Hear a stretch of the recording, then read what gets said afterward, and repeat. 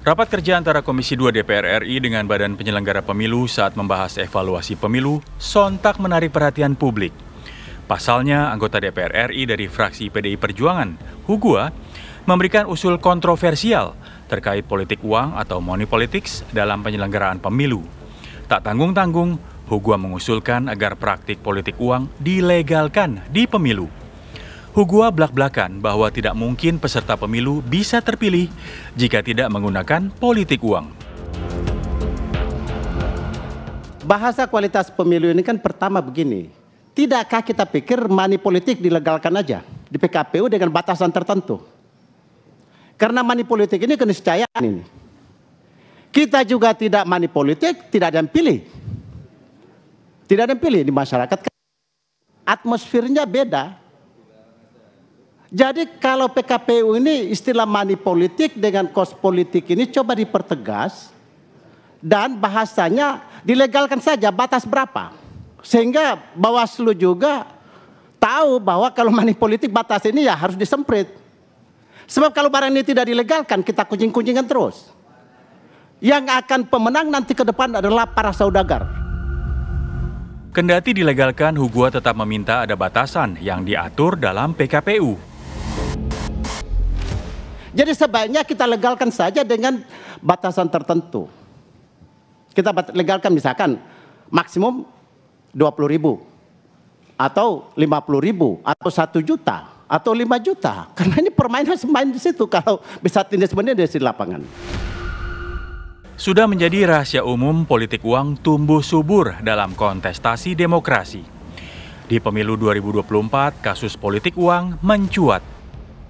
Lemahnya penegakan hukum dinilai menjadi penyebab masih maraknya praktik haram tersebut. Lantas, benarkah pernyataan Hugua, anggota Komisi 2 DPR, meminta politik uang untuk dilegalkan adalah cerminan demokrasi saat ini? Apakah pemilu tanpa praktik politik uang sebuah keniscayaan? Tim TV One mengabarkan.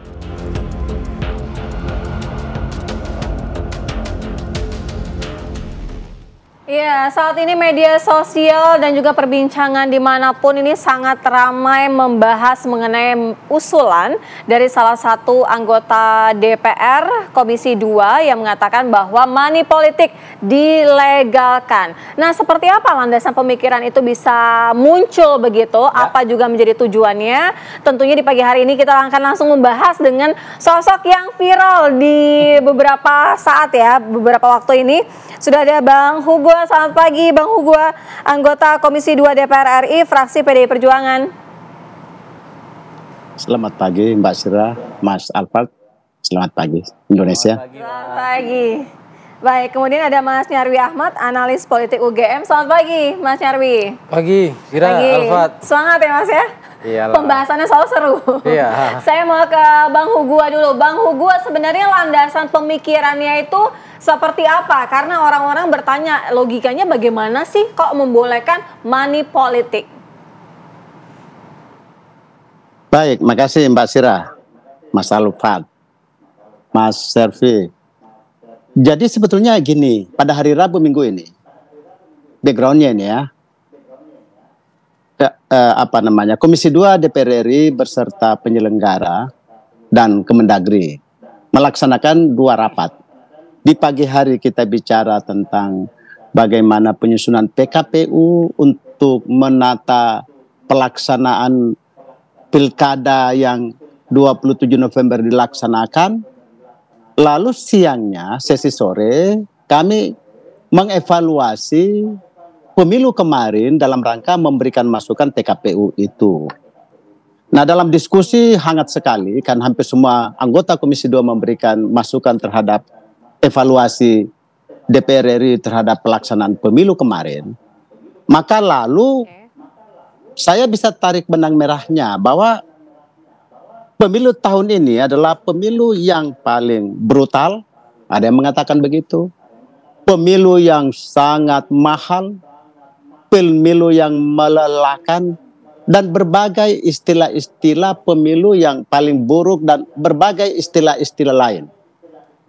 Nah, dalam perkembangannya, maka lalu kita lihat dalam alasannya bahwa yang terjadi adalah sebetulnya dominasi permainan uang.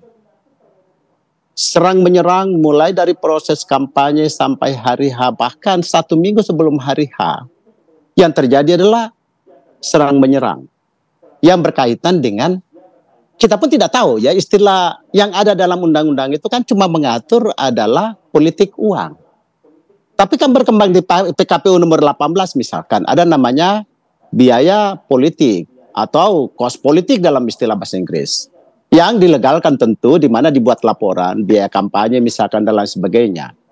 Walaupun itu tidak diatur di dalam, ditegaskan di dalam Undang-Undang nomor 7 maupun nomor